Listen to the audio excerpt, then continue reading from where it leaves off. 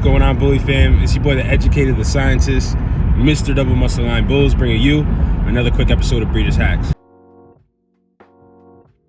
So, this is an episode a lot of you guys been asking for. I get this question numerous amount of times. What would I do if I had to start from scratch all over again? What would I do if I was new in this dog game, just getting started? If I had, none of the dogs, things like that, what would I do? How would I start? Things like that. What's the purchases I would make? What's the moves I would make? Things like that. So, like I said, guys, I get this question so many times. So I figured I have a little bit of a drive. So right now would be the perfect time to kind of, break this question down for you guys as to what and why I would do it. Certain things, So the first thing, before I even get into that though, I got like two quick announcements. One of the announcements is, if you guys haven't heard about the Breeders' Hacks Bully Retreat, that's coming up in April. Definitely make sure, if it's something that interests you, to secure your seat. We got more information on breedershacks.com, but that's just about, it's a jam-packed weekend where literally you're gonna fly out. I'm gonna pay for your hotel stay. I'm gonna pay for your food, and it's gonna be a jam-packed weekend of just giving you all the knowledge, all the free game, all the information that I've learned over the years. So it's gonna be dope, some hands-on information. I think it's gonna be really cool. We're gonna cover everything. So that's that. And then the other announcement is definitely stay tuned for DCR, Digital Canine Registry. That's a project, a big project I've been working on. All the problems that we deal with now with all these registries, due to the paperwork, due to, all the headaches we have, Digital Canine Registry is definitely the solution. So that's going to be released actually January 1st, 2022. So definitely stay tuned for that. It's going to forever change how we register our dogs and whatnot. So it's going to be crazy. So those are the two quick announcements. So anyway, guys, to get to y'all question, right? The big question, what would I do if I had to start all over again? Here's what I would do, right? Here's some of the moves I would make. So if I was starting from scratch, had no dogs, no name, you know what I'm saying? I didn't have the name that I have now today, Double Muscle Line Bulls, things like that. If I was just starting out from zip, what I would do is, the way I would start things out is I would be looking in the market to purchase females. I think one of the biggest mistakes that people make when they're getting into this dog game is they want to start out with males, and the females is where it's at. You know what I'm saying? The females is what really builds your yard. You know what I'm saying? You gotta have breedings and productions on the ground, and with males, it's, especially if you're starting from zero, nobody knows who you are, you have no productions, it's going to be very hard to try to stud out your males.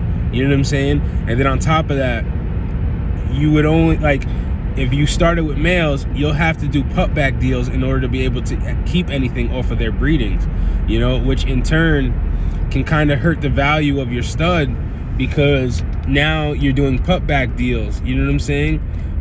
Where you're practically kind of, a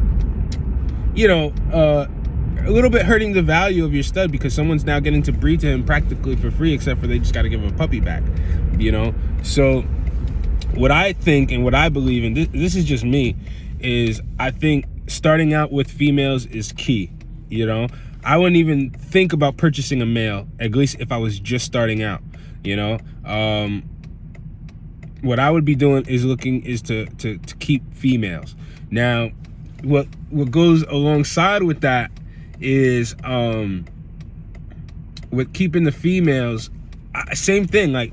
Off my first few breedings, I don't know if I would really be going crazy trying to breed for that big stud, because if all your breedings are wrapped around trying to produce the next big stud, then your females are going to be weak.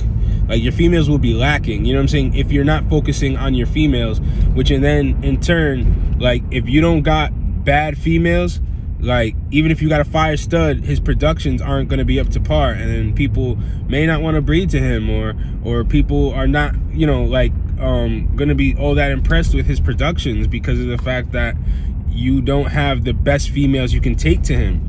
You know what I'm saying? So I think, you know, a lot of people get into this game and they want to get into the stud game. They're not really in it for the females, but the females is where it's at. That's the key. And a lot of people don't know that. But if you can grasp that concept that, you know what, the females is the key. If you have an army of bad females, you know what I'm saying? And I would invest like in some high-powered, high-quality females. You know what I'm saying? Like, if you got a bad army of females, yo, like it becomes almost really kind of like, it becomes the opposite, where it's like, it's actually kind of easy to produce some badass studs, because if your females are bad, you know, then the male versions of them are just going to be insane. You know what I'm saying? But if you do it the other way, like, it usually kind of don't work out that way. You know what I'm saying? So, like I said, long story short, the females is where it's at. There's nothing wrong with saving your money up to get a high-powered female. Like, if you don't got the money like that, you know what I'm saying? Like, the mistake people also make is jumping the gun and buying dogs that are cheaper because they couldn't afford, you know, the more high-powered dogs, and now that sets their yard back by generations. You know what I'm saying? And people think, well, I can just, you know, breed out. Oh, here we are. Sorry guys, I had to cut the video real quick. Had to run to the store real fast. But anyway, so long story short, like I said, females is where it's at, guys. And like, the key thing with the females too is I wouldn't go cheap. Like, I would invest in the right females, and it works to your benefit for two reasons. The first reason is, if you buy yourself a cheap female, what's gonna happen is she's gonna have a lot of the features that you're not looking for, and now you got to breed those features out. And what winds up happening is, now you're wasting, and as a breeder, our biggest issue that we fight is time. Now you're wasting time because now you have to breed out a lot of the features that you don't want. You know what I'm saying? You're buying a female with features that you don't want, and now you have to try to water it down by continuously breeding to studs that are more of the look that you're after. Meanwhile, you could have saved up, you know, an extra 5-10 grand, and you could have bought the female you wanted, you know? So I mean, that's just my opinion. So what I would do is stack my money up and you know, buy the female that I truly want, you know, the females that I truly want, because I want a few, you know what I'm saying? So and that is a good, and if I didn't have the money altogether to buy the females I wanted, then that's not necessarily a bad thing. Like, I would slowly save up, put my money aside, and start studying the game at the same time. You know what I'm saying? Like, I would be looking at who are the top studs right now, you know, what bloods are very popular right now. You know what I'm saying? What look am I after? Like, I would be going to shows and looking at different dogs, or hitting different yards in person and seeing these dogs, you know what I'm saying, in person, and seeing the look that I'm after. You know what I'm saying? So that time down that you're stacking your money up to buy your high-powered females, you're still using it to your advantage, because now you're studying the game. Like, a key thing is even like just, you know, looking at the dog game in general, like who's who and who's producing what, and you know what I'm saying, like, there's so many different looks. Look at the looks that you're after, like, see who's producing it consistently, things like that, you know? So, and that all takes time. And if you're stacking your money up to pay for these high-powered females, you got time. You know what I'm saying? So that's enough on the female thing. Another thing I would be doing, right, is the next thing I would be doing is I would solely be getting on all social media platforms. I would try to promote myself on all social media platforms, as many as I can. So like, I would try to jump on TikTok. I would try to jump on Instagram. I would try to jump on YouTube, and just like get my name out there. You know what I'm saying? Like, and just rock out with the females that I got, you know, that I purchased. You know what I'm saying? I would also hit shows and network with other breeders. You know what I'm saying? Like, that's what I would do if I was just starting out, you know? Other than the networking and jumping on the other social media platforms, like, the key thing is I would be also on the eye for studs. You know what I'm saying? Like, what studs are relevant right now, because that's the key thing, whether it's purchasing your females or even the studs that you're looking to breed to. It's like, what blood is relevant right now? You know what I'm saying? Because if you buy a female and her blood is kind of outdated, it becomes harder to sell puppies.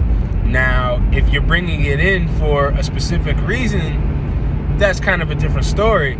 But when you're first starting out, you know, you want to bring in kind of new and, you know, definitely updated blood, so that then it's desirable. You know what I'm saying? That's the key thing. Like, I would be looking at it like that. When I'm putting my breedings together and I'm producing my puppies and things like that, I want to put together a desirable breeding so other people will want to buy into it as well. You know what I'm saying? So that's profitable and you're making money. You know what I'm saying? So, yeah, like I said, I would be looking for studs, up and coming studs, whatever the case may be. Like, just keep an eye out for what studs are doing what. You know what I'm saying? And that's the key time that you can look and see, you know, is there any studs that are on stud special, you know, early lock-ins, things like that, you know. But definitely I would be looking at studs that have the look that I'm after. Not only have the look that I'm after, but are producing it consistently. And not only are producing it consistently, but I hate to say, like, especially in this dog game, like, have new and relevant blood and are making a name for themselves, because it now makes it easier for you to sell your puppies. You know what I'm saying? So I'm really looking for kind of like the complete package. You know what I'm saying? So that's why, like, for example, like, I just use like Crossbones as an example. Like, you know, I love that he brings all the color to the table, you know, the freaky features, as well as, you know, he brings his own name to the table, you know. So it's a little bit tough, and this is just my opinion, you know, it's a little bit tough if you breed to a stud that, you know, maybe around the corner for a couple $100. The resale on that's going to be a little hard, you know. I mean, you could definitely do it, but the resale, I wouldn't expect to sell, you know, puppies for the same as, like, you know, a big name stud right now, you know. Just being realistic. So that's what I would do when it comes to, like, you know, lining up my breedings and stuff like that. And like I said, like, I would start out with a couple females, high-powered females, look into breeding to some high-powered studs, and then that's how you hit the ground running. You know, definitely invest in promotion. You know, if you're not good at putting together breeding banners, like, pay somebody, you know what I'm saying? And just conduct yourself as if you're a big name kennel, even though you aren't yet. You know what I'm saying? Because eventually, like, if you stick with it, the time will come. You know what I'm saying? And that's what I strongly believe, you know? So I'm just trying to think, is there anything else? If I was just starting out, and actually, I meant to go back and reiterate this. I would be looking at purchasing adult females. I wouldn't buy puppies, you know, if I was just first starting out. And I'm going to explain why. It's because of the fact that you don't know what the puppy's going to turn out like. On top of that, you have to wait like a year and a half, 2 years to breed that dog. The game can drastically change between now and then. I meant to mention this is a biggie. So what I would be doing is looking at purchasing adult females so that you already know the look that you're buying. So it's easier to line up the breedings because you say, okay, this female's missing this, let me bring this to the table. You know what I'm saying? But if you're buying puppies, you don't know what that puppy's going to turn out like. You know what I'm saying? So that's just me. Like, I don't, you know, in certain circumstances, I believe it makes sense, but this is just what I would do if I was just starting out. You know what I'm saying? I do believe it makes sense to buy a puppy if the puppy is better than anything that you could produce. So it gets a little finicky, and I may do like an episode going in depth into that. But, like, yeah, like, I would buy a puppy if you couldn't buy, like, if the blood is exclusive, if you couldn't buy any adults that are, like, in that realm of that pedigree, that look, things like that, you know. But just starting out, you really kind of don't know all of that stuff yet. You know what I'm saying? Like I said, if it was me, I wouldn't take the chance and I would just get adult female so I know what I'm dealing with. You know what I'm saying? So, I mean, I know I harped a lot on the females, but that's the biggest thing to this thing, man. That's the biggest thing to this game is the females. The females is what runs the game. And then the studs is what like kind of gets you known and gets your name out there and things like that. But you got to have a solid foundation, because if you got a crazy stud and then people come look at your females and see what you're producing with your females and it's not nice, like, it's going to hurt your stud tremendously. So, like I said, that's what I would do. Get adult females. I wouldn't be investing in puppies. I wouldn't take the chance, you know, unless I had enough females that I could also now buy a puppy because, you know, I can afford to take the chance or whatever the case may be. You know what I'm saying? You just got to use your head, you know? So, another thing, like I said, I would go back to the networking thing as well. And I would, you know, I would try to network and you know, work with other camps to kind of try to help each other, shout each other out, things like that. You know what I'm saying? That's going to help tremendously. And also just look at what skills do you have that you can bring to the table. Like for me, I became very knowledgeable when it comes to these dogs. So, you know, I would look at what skills can you harness and bring to the table that also separates you from everybody else in the dog game. You know what I'm saying? So, yeah, you know, I that's just some of the thoughts off the top of my head. You know what I'm saying? So that's pretty much it, guys. Like, that's all I could think of off the top of my head right now. So, I mean, definitely leave a comment down below if I forgot something. You know, definitely let me know if it was helpful, if it wasn't helpful, whatever the case may be. You know, but this was definitely like what I'm telling you guys. You know, even though at the time, at least for me, I didn't want to hear it, but my mentor, you know, stressed these things to me when first starting out, and it really set us up for success. You know what I'm saying? So, like I said, I hope this information was helpful. Drop a comment down below if it was. If it wasn't, same thing, drop a comment down below. And I'll see you guys in the next episode of Breeders Hacks.